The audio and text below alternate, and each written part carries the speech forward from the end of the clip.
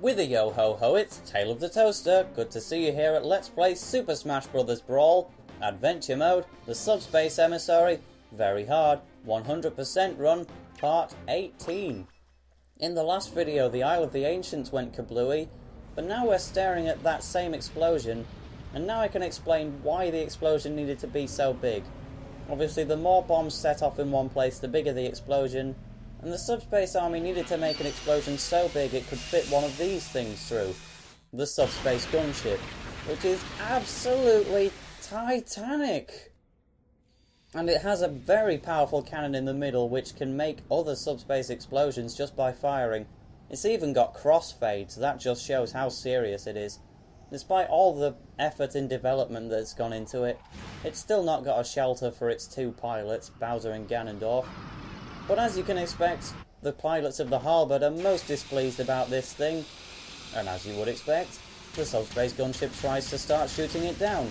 The orange fires seem to have a little bit of homing ability, and it's managing to home in on the halberd and shoot it down. They're still firing and right through the middle. That looked an especially powerful one, and the halberd just starts breaking apart. Meta Knight has his halberd stolen and now it just breaks apart. He just can't catch a break. But of course the Smashers are fine, they just happen to be in their individual ships. Samus's gunship, an R-Wing, the Falcon Flyer and the Hocketate rocket. The green gunfire is going a bit of a curl, which is quite cool, but they can't seem to hit these ships. And also, if you look over there, it's Kirby on a Dragoon. Kirby, what are you doing? Seriously? Oh god, his face! He just charges right into the massive hunking metal solid object. That should just kill Kirby in an instant. I mean, look how fast he was going. But of course, this is a Nintendo game, so instead of dying, Kirby is completely fine. Doesn't make an ounce of sense. But whatever, the Subspace Gunship has been taken down, and all the Smashers fly into subspace. So now we get a fairly interesting level. It's not a very long one, but it's interesting because we get to use any character that we've already recruited.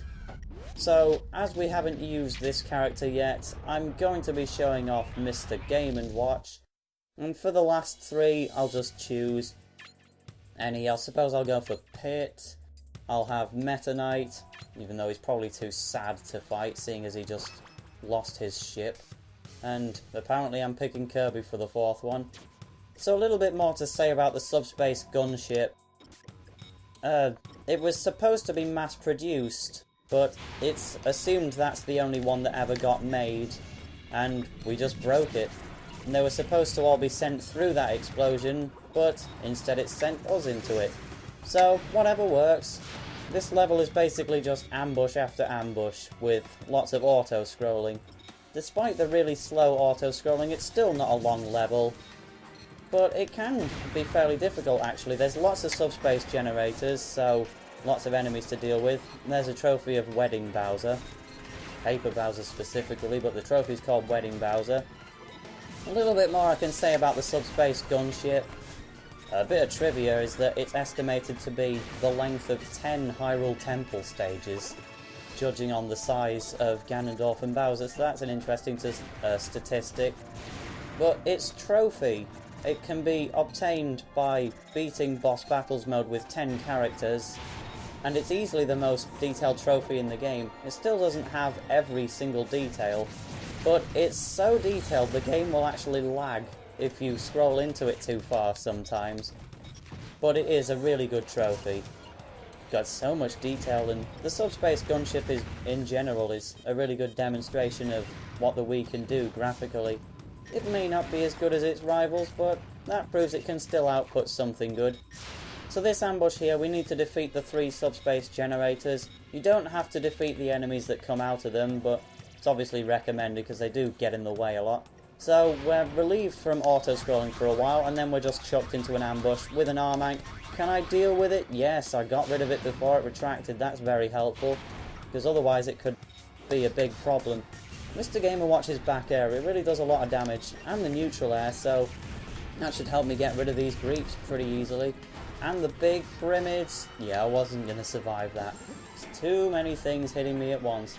So let's see what Pit can do. I know Pit has been used quite a lot throughout this journey, but at least I haven't used him as much as Mario or someone like that, so we get another bit of relief from ambushes, and then we're chucked straight back into one. This time the Armank's going to retract, so this one's going to be a little harder. This is basically the same ambush that we just did, but instead of a Greep, it's an Armank instead. So avoid that energy ball. Whoa, it shot 2. I didn't realise it could shoot 2. I only thought it could shoot 1. But we got to defeat this crane on the top of the Armank. As you should know by this point, it resembles Hooktail from Super Paper Mario. I'm sure many of you have made that observation. But what are we doing? Pip must be using the powers of flight or something. But no, you can actually walk over this invisible floor. Pretty fun. No detail for that floor there, but you can still walk over it. So that's cool. Bowser and Ganondorf, bit upset that their ship got destroyed in Ganondorf. What are you doing? You can't be that upset. Nope, he just shoots Bowser and kicks him aside. But there is actually a reason for that, which I'll be able to explain shortly.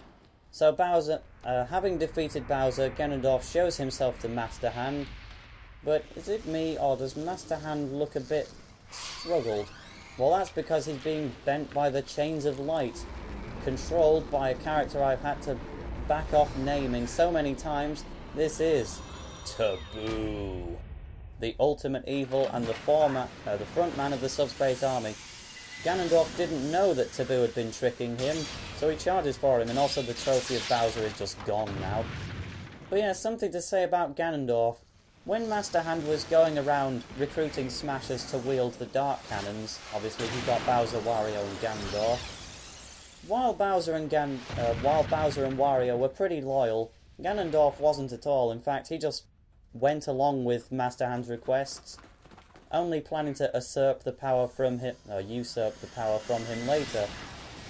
So basically he wanted to obey Master Hand and then betray him. But instead he got killed, and so does every other character in the game! Taken out by Tabuu's off-waves attack. The off-waves really are powerful, and demonstrated by a fade to black, just in case you weren't sure how good it is. But yep, every character that we've recruited has now been turned into a trophy.